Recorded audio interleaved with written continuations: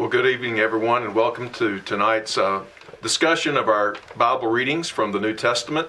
I hope that you're persevering throughout this process. We've got just a few weeks left to complete the task of reading the New Testament, if you want to call that a task. It's a wonderful blessing to have God's Word so readily available to us, and it's been a joy for me to read through this as we have been. We want to not only invite everybody to follow along, but again, if you want to join in, you can sign in through your Google or YouTube account, and you'll be able to join the chat, and you can just cheer Ben on or tell Darrell what a great job he's doing, or ask a question or just make a comment. We'd be glad for you to do that, so please don't hesitate. We always enjoy that a great deal.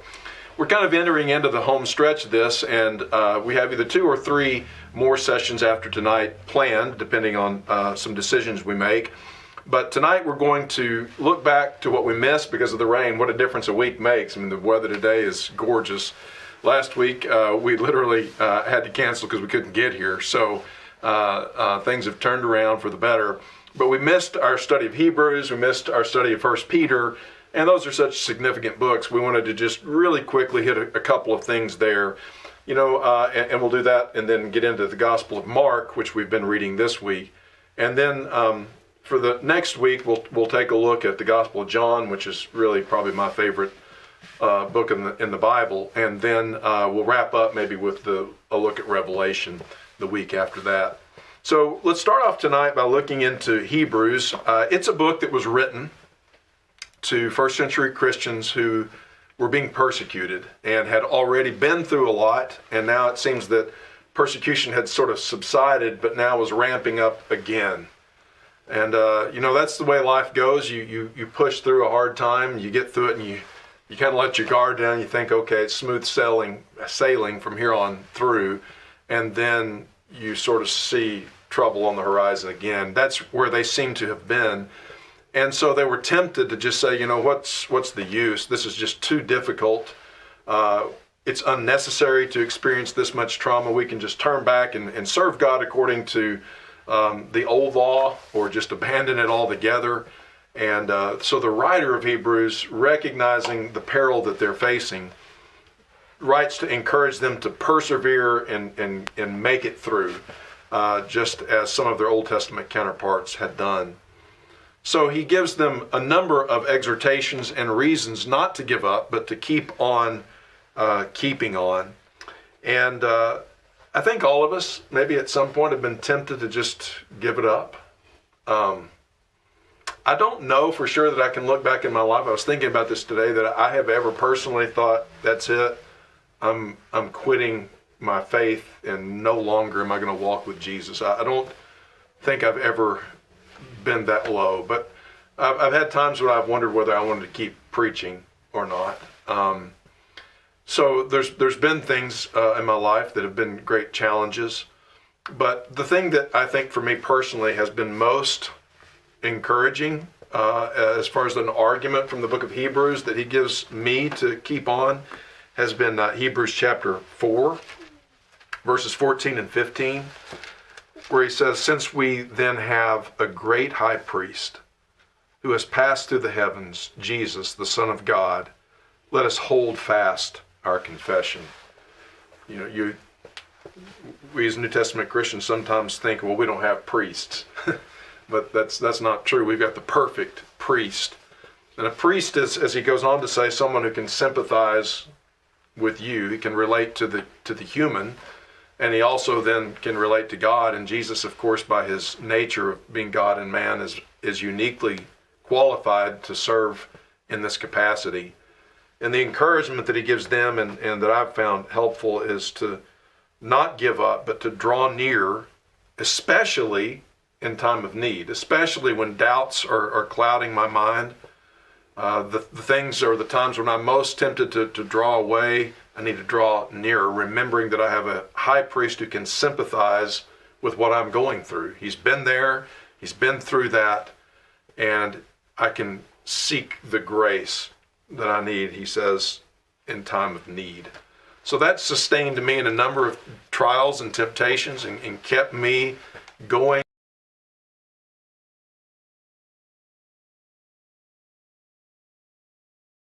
keep doing what I was doing or do it with as much conviction as I had in the past. What about you guys? I've monopolized the conversation so far. Y'all experienced anything that's caused you to consider abandoning your faith or been through a really difficult time? And if so, are there any of the appeals that the Hebrew writer makes that you found particularly helpful? You want to go? Sure. And, a lot of times, maybe not a lot, but in the times where I have maybe found myself in a similar position that you were talking about, feeling low, feeling like it'd be tough to like persevere, to continue on, or feeling like my faith was being really challenged. One of the things that I realized was the isolation of that feeling, and how those were correlated. And it becomes a tough question of what caused what, and maybe whether you were isolated first and then got your faith challenged, or whether the faith challenge caused you to pull back away from other people. And it's so tough to judge that. Even with perfect hindsight, I think it'd be tough to judge that for me at least, in those situations.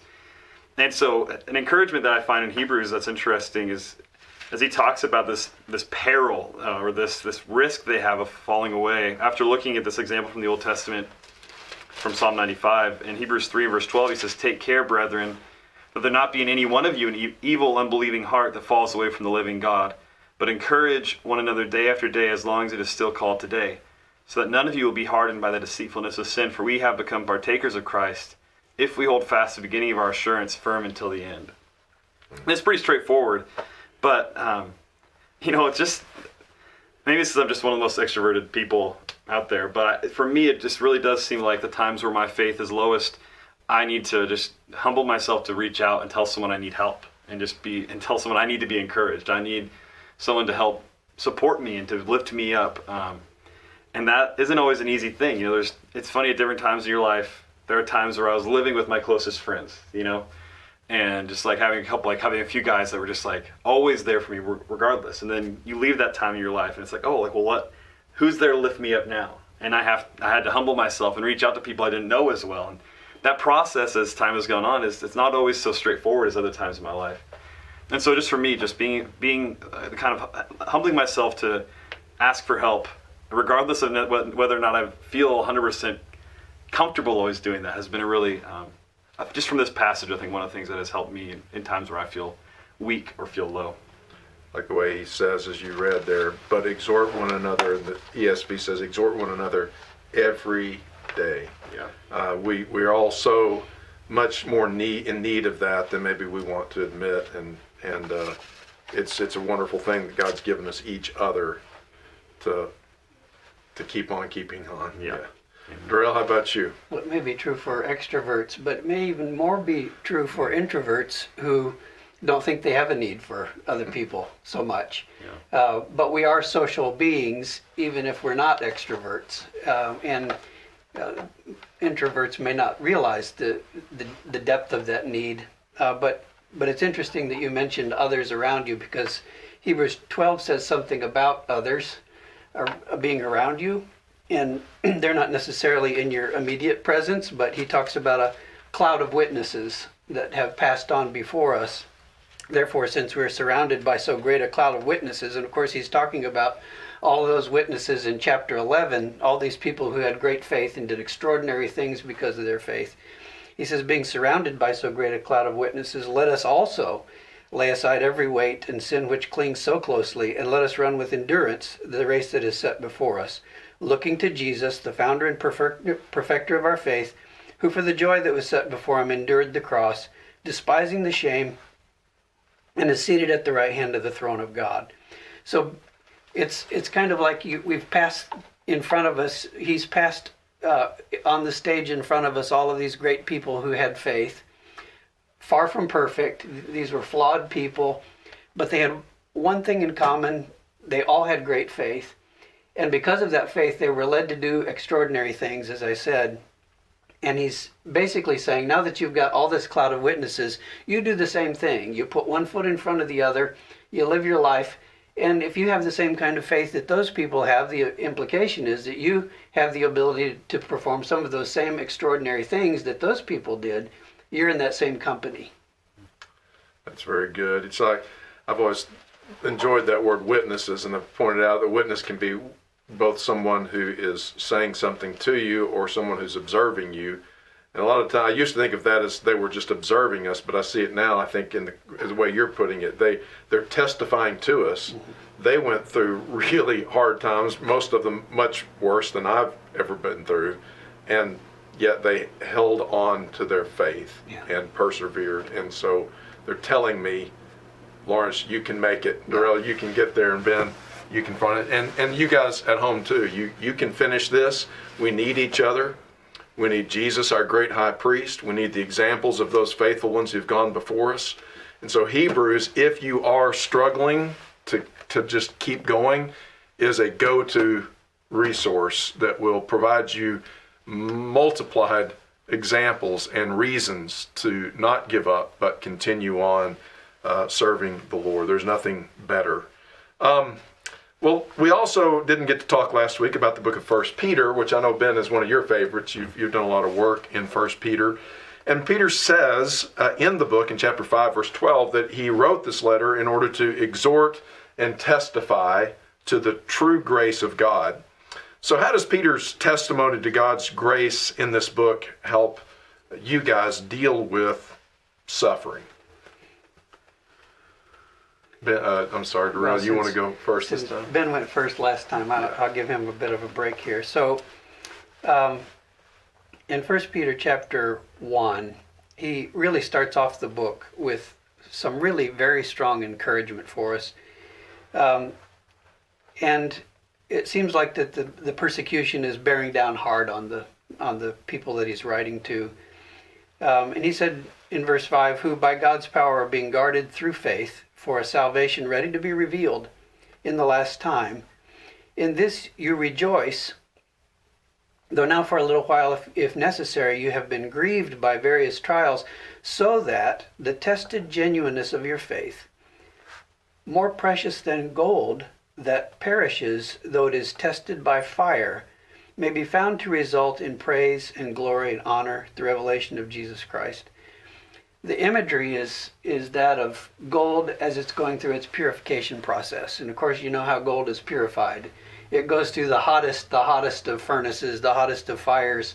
The slag comes roiling out of it and scooped off, and what's left over then is tested and purified. It is purified to the point of being extremely pure. So what he's saying is, in the end, is that yes, you're going through trials. Yes, it's going to be hard. It's going to be hot in that furnace. But when you come out the other side of that furnace, you will have been tested, and it will have been worth it. I think that's the point, finally, is that it will have been worth it. And he goes on to talk more about what we have to look forward to because we have been through that test and because we've passed it. Yeah. Yeah, one of the interesting dichotomies of 1 Peter, I think, like the things that he holds in to be true at the same time. Well, I mean, Paul does the same thing in many of his letters, but in 1 Peter, he starts with this huge encouragement in chapter 1 into chapter 2 even about this, this chosen nation, all these things that are true of us in God's eyes.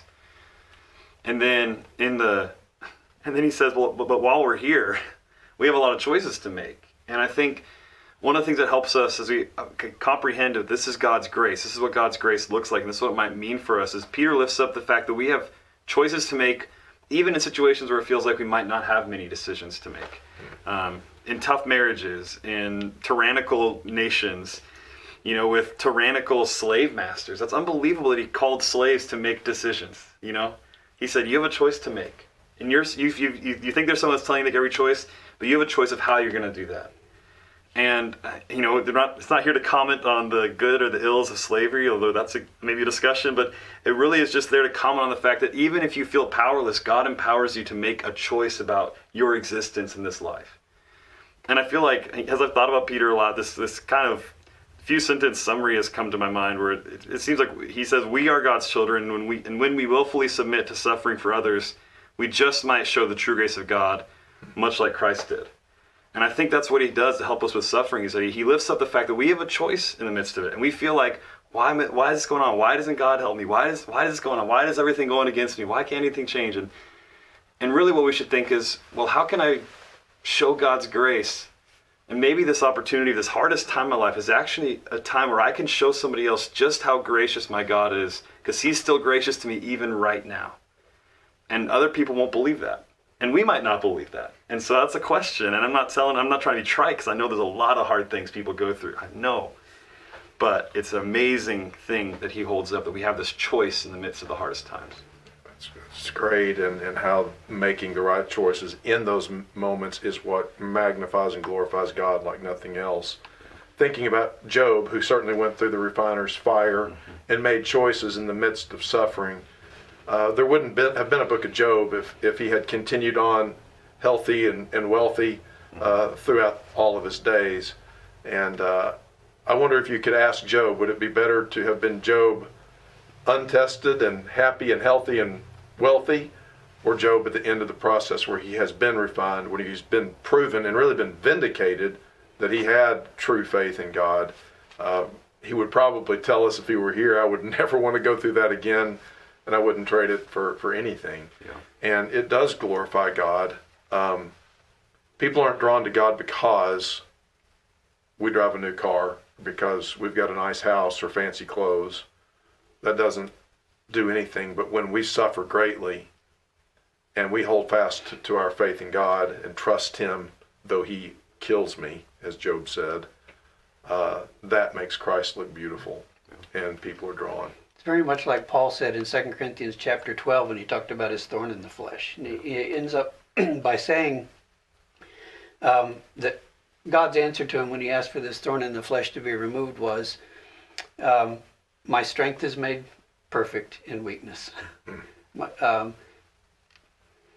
And Paul ended up saying, well, when I'm weak, then I'm strong. So God's spiritual strength was made perfect through physical trial, physical weakness.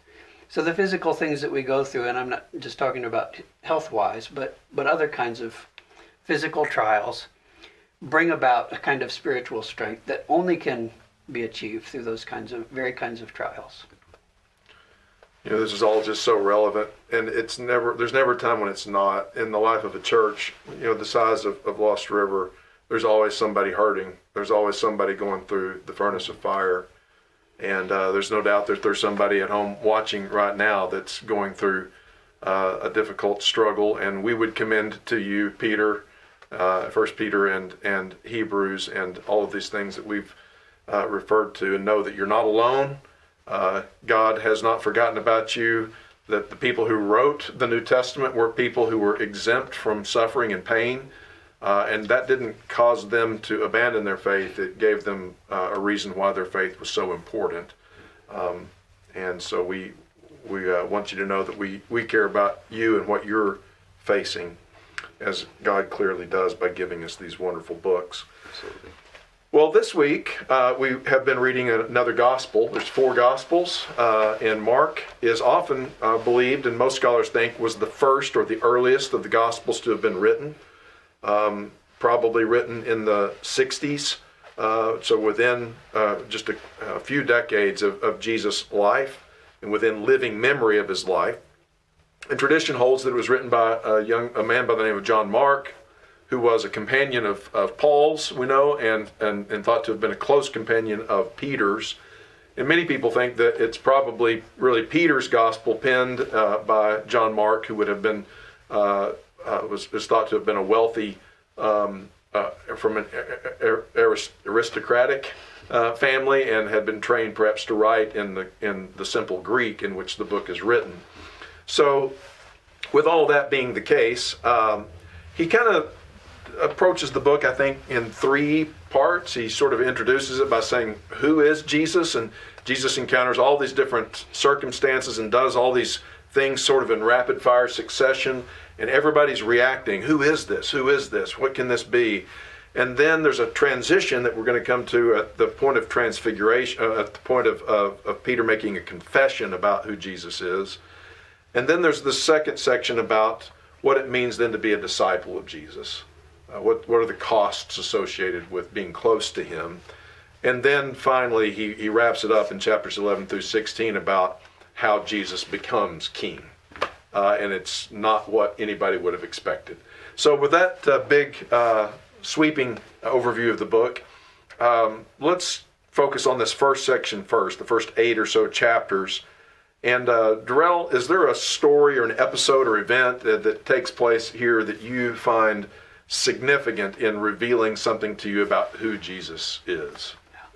Well, it seems that the entire book reveals several ways in which Jesus is Lord.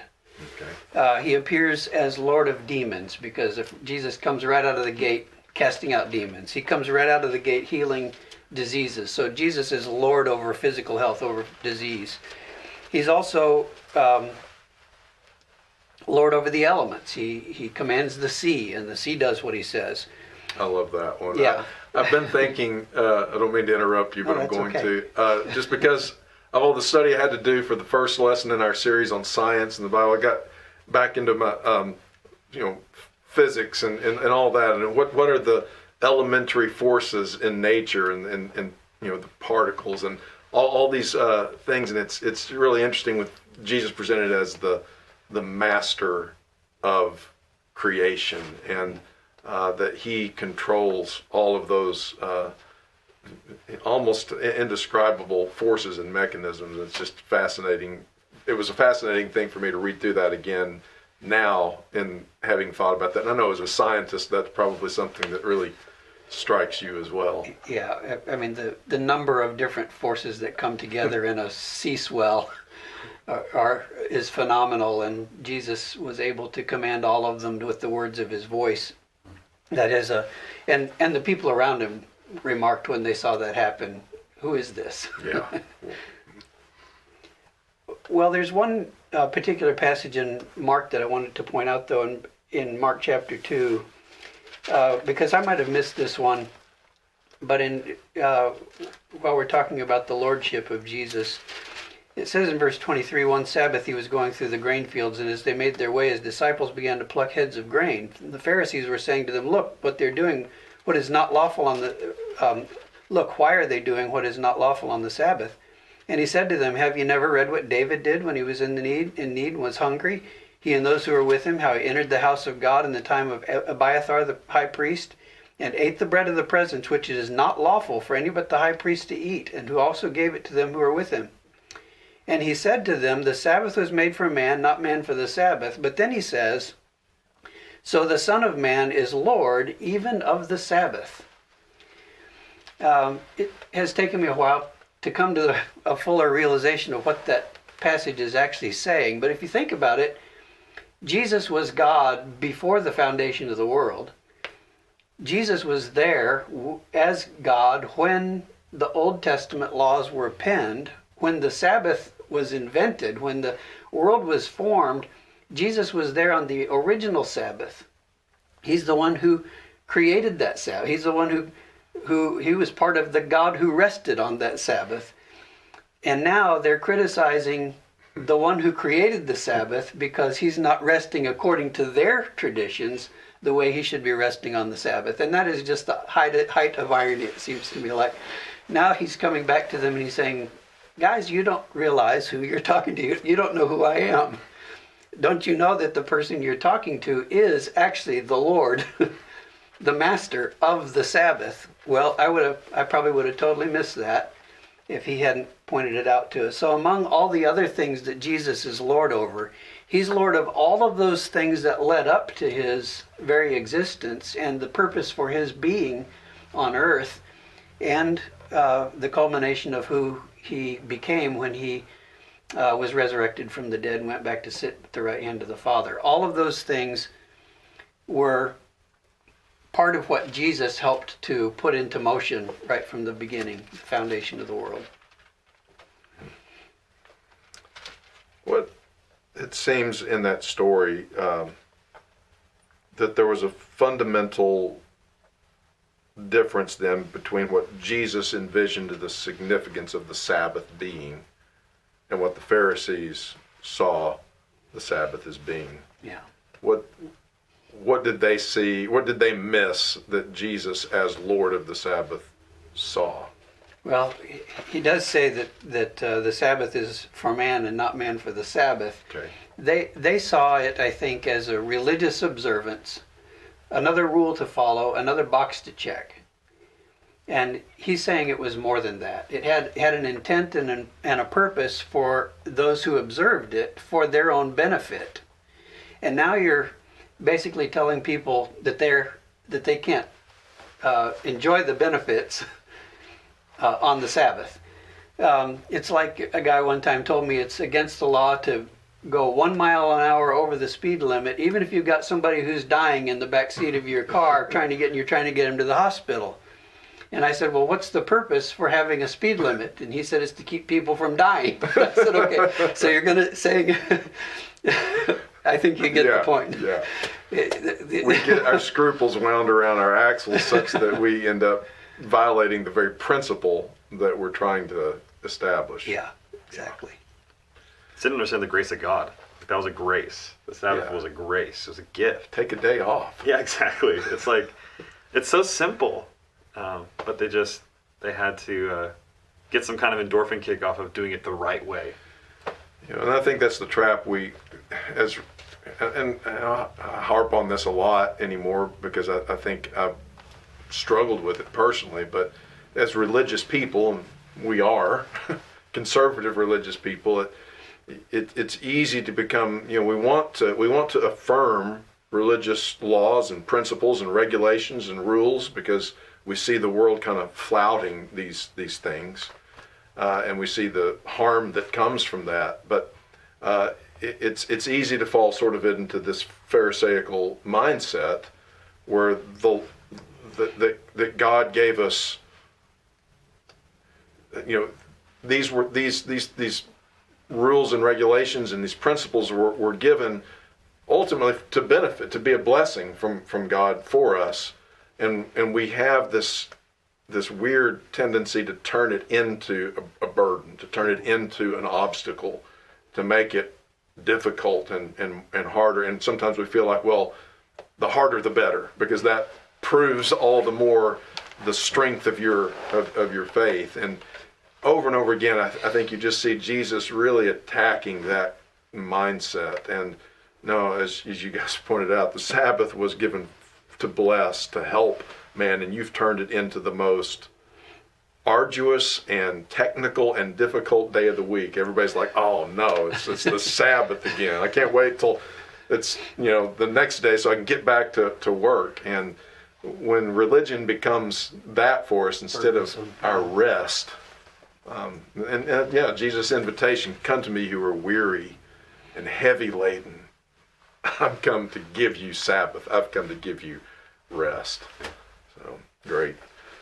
Well, thank you. Well, this brings us then to kind of a transition point. There's all these things in which Jesus is revealed. Jesus is revealed as Lord in all of these different ways through the book. And people have different opinions about who Jesus is all along the way. Some hate him, some love him, they're in awe of him, they're mesmerized, whatever the case might be. But then we come to this place in chapter 8 in verse 27 where Jesus is making his way, as I recall, toward Jerusalem. And they're in Caesarea Philippi. And on the way along, his disciples are with him, and he asks them, who do people say that I am? What's the scuttlebutt? What's the news on the street about, what are people saying about me? And they told him, verse 28, well, they're saying you're John the Baptist, others Elijah, others you're one of the prophets. Everybody agrees you're somebody. And he asked them, okay, well, who do you say that I am? And I love that because there's always this talk, even today, you've got all these religious scholars and everybody on the street has their opinion of who do you think Jesus is? And, oh, he's this cynic sage, or he's this original flower child, or whatever he is. Everybody has their opinion, but Jesus turns to them and to us, and that's always the question, who do you say that I am? And Peter's response, well, you are the Christ, the Messiah, the anointed of God. And then Jesus tells them not to tell anybody about him. we don't have time probably to go into that. But the point is that at this pivotal point in the book, he's revealing himself very clearly to his closest followers that he is the Christ, that Peter is right. That's who I am. And he immediately then begins to explain to them in this middle section what that entails. And it's not what they thought it was going to be. He tells them, I'm going to go, I'm going to suffer many things, I'm going to be rejected, I'm going to be killed, and then I'm going to rise again. And that's how I'm going to become king. And immediately Peter, who had just confessed that he was the Messiah, takes Jesus aside and says, and rebukes him and tells him, you are not going to suffer and die. And that's where Jesus famously says, get behind me, Satan, for you are not mindful of the things of God, but of the things of man. And if anyone wants to follow me, he's going to have to take up his cross and follow me. And so he's warning them that there's a cost to discipleship, and I think that's true for all people everywhere, including us today. There was a very real sense for them, look, if you're going to follow me from this point on, it's probably going to cost you your life, literally. It was going to cost Jesus his, and most of these disciples probably, we know the apostles, gave their life literally for following Jesus. And so what does it mean for Jesus to be the Messiah, and what does it mean to be his followers? Is there anything in this whole section, chapters 9 through 10, Ben, that really jumps out to you as an illustration of an answer to those kind of questions? Yeah, I mean, one of the interactions I think is so fascinating is the story of the rich young ruler. I think we read this, and it's funny how cultures change. In our culture, we hear the title "rich young ruler" like, oh, this guy must be the worst person in their society. Like, we think of a rich young ruler. He had his money young. He inherited it. He has a lot of authority. He must just be, a snob. And it's like everything that our culture looks down on. Whereas in their culture, that was all the signs of success. This guy was obviously blessed by God. Obviously everything that God wanted a person to be, this person had it all. And he comes to Jesus, and this man who has it all in the perspective, from human perspectives, says, good teacher. He says the right things, asks the right question. What shall I do to inherit eternal life? And Jesus, from the get-go, just is putting him off this comfort zone. And I wonder, I struggle so much to see this from the disciples' perspective. That's what this story always fascinates me. Thinking about the question you were leading with, like, what does it mean for Jesus to be the Messiah? What does it mean for us to follow him? This guy is the perfect human incarnation of what they probably thought it would mean to be the perfect follower, to be blessed by God. And Jesus answers in verse 23 after he tells this man to sell everything. He says in Mark chapter 10, verse 23, he says, Jesus looking around said to his disciples, how hard it will be for those who are wealthy to enter the kingdom of God.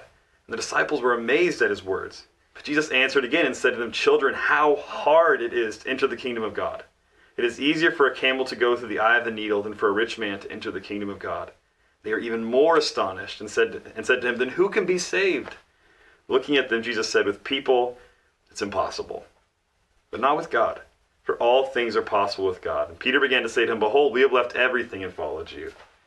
And it's just such a fascinating, Peter's kind of getting it, but still it's just this amazing section where Jesus is deconstructing what so many of them probably thought it meant to be blessed by God, to be in God's kingdom, to be approved of by God. And Jesus says, it's not at all what you think. You're looking at this so physically, so much about what you can see and feel, and yet be willing to give everything that is of value to you up, if that's what it would mean for you to help someone else even be closer to God, or for you to follow in my footsteps. And I think that's just, there's so many Christians today that think, well, my Christianity is such a convenient part of my good life. I come from a line of Christians. There's this Christians, my social group, and it's just, whatever it might be for so many of us, it has a lot of comforts. And so, well, what if you were asked to give that up to be a Christian? Could you do that? And I think there is, even though the cultures are different, there is maybe a similarity for us that we can get so comfortable with the Christianity, with our Christianity, that we forget that it really is about. It's not about having the necessarily best life here, the most comfortable life here, but being willing to eschew things if we need to help others, I guess. Anyway, I just think it's a really fascinating story. Well, I think so too, and it does encapsulate so much capture rather so much of these other episodes where people's expectations of what they thought the Messiah would be. He's going to make everybody rich rulers. We're all going to be rich rulers, and Jesus says, no, the rich rulers are going to have to give everything away to become a part of my kingdom. It's such an upside down and inside out concept of his kingdom, and I think you're right. I mean, it's hard for us to grasp that today. It's hard for me to grasp that, what it means to sacrifice. We want the crown and then no cross. And that's exactly what Satan offered Jesus at the beginning of his ministry. You can have it all if you just worship me. No cross involved. Yeah. But God's way is the cross and then the crown. Very good. Well, and that kind of leads me to this final section, and that's where Jesus does in fact become king through his suffering, rejection, his death, and then ultimately his resurrection. And one of the really striking events that runs up to his death is an anointing that he receives from a woman in preparation for his burial. She, in other words, sees in advance what all the disciples are unable to see, and that is that Jesus is going to die. And so in anticipation of that, she sells everything that she has and lavishly anoints Jesus with this precious ointment. I just want to read it. It's such a moving story to me, and this is in chapter 14, beginning in verse 3. And while he was at Bethany in the house of Simon the leper, as he was reclining at table, a woman came with an alabaster flask of ointment of pure nard, very costly. And she broke the flask and poured it over his head.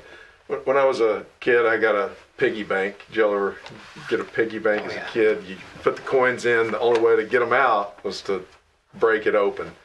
And you hate to do that, and you wait till it gets full to do it, and because once it's broken, it can't be recovered. And that's the way that this was. It didn't have a stopper on the top. It's apparently a sealed package. So she breaks it in just this extravagant anointing of Jesus. And it says that it was very costly.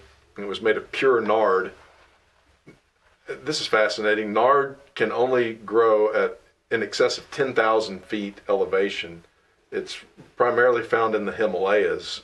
So to get it from there to Palestine was no easy feat. And I've read the estimates that it was probably in excess of $20,000 in our modern money was the cost of what she just broke open. And she poured it over his head. And there were some who said to themselves indignantly, "Why was the ointment wasted like that? For this ointment could have been sold for more than 300 denarii and given to the poor." And they scolded her.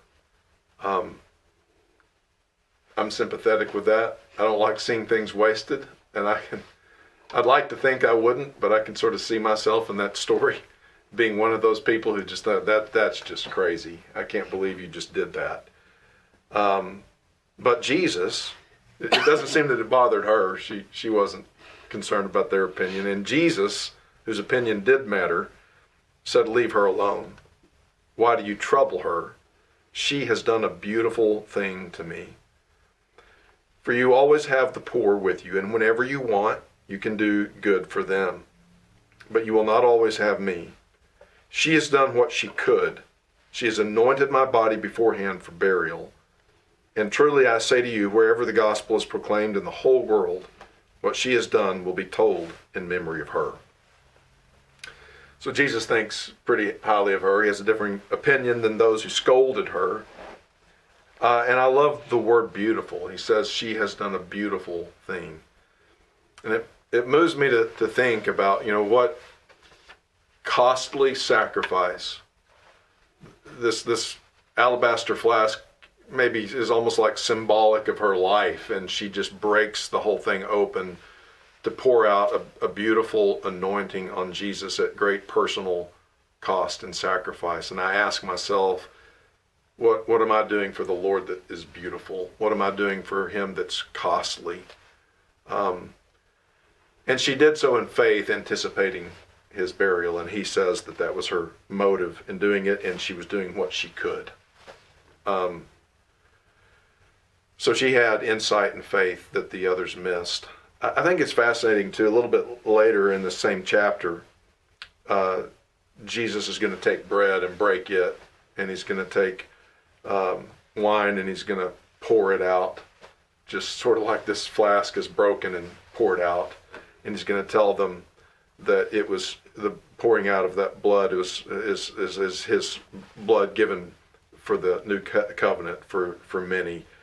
And I think the fact that Jesus was allowed himself to be broken open and poured out for us, something that in some way she recognized and wanted to be broken open and poured out for him. And that's what love and sacrifice does. It's reciprocal, and it's a beautiful thing. And of course, immediately after this, Jesus is crucified. And in his death, a Roman soldier stands there. So we see him seeing something that others miss. This is in chapter 15, verse 39. He cries out at the end of that verse, "Truly this man was the Son of God." And that's kind of where Mark began the book, back in chapter 1 and in verse 1. He said this is the gospel, or this is the beginning of the gospel of Christ, the Son of God. So that's what Mark wanted to set out to prove through this story. And a Roman centurion who was responsible for Jesus' death is one of the first ones to get it and to acknowledge it. And then, of course, there's the brief story of the empty tomb that the book rounds out with. What a powerful book. It does seem to have the fingerprints of Peter on it because it's so action-packed and to the point, and seems to be characteristic of his personality. Well, do either of y'all have any concluding thoughts about Mark that you'd like to share? I'd like to say something about the setbacks that Jesus incurred late in his life. The plot to kill him, Judas's betrayal, the arrest, the denial by Peter, the examination by Pilate, the humiliation, the torture, the crucifixion. I mean, we think we suffer setbacks, and we have some things that we have to plod through. But really, there's not much that I'll ever be called upon to do that will even come close to the kinds of setbacks that Jesus had to plod through. But as the writer says, it was done for the joy that was set before him. The writer of Hebrews says it was done for the joy that was set before him. So surely if Jesus can plod through what he did because of the joy that was set before him, to be partakers in his suffering in some small way, to be set back or to be persecuted in some way or to have to give up something, surely we can plod through whatever God lays before us as the sacrifices that we'll need to make in order to be a partaker in that kind of glory. Couldn't think of a better way to end than that. Thank you all so much at home for joining in. We appreciate the comments that have been made and the encouragement that we have received from many. We hope that you'll continue on through your reading, and look forward to discussing a little bit of the epistles and the Gospel of John next week. So, Ben, would you close us out this evening with a prayer? Let's pray. Our gracious God in heaven, Lord, we are humbled to be your children. We're humbled that you have paid a great cost to bring us into your family, to adopt us.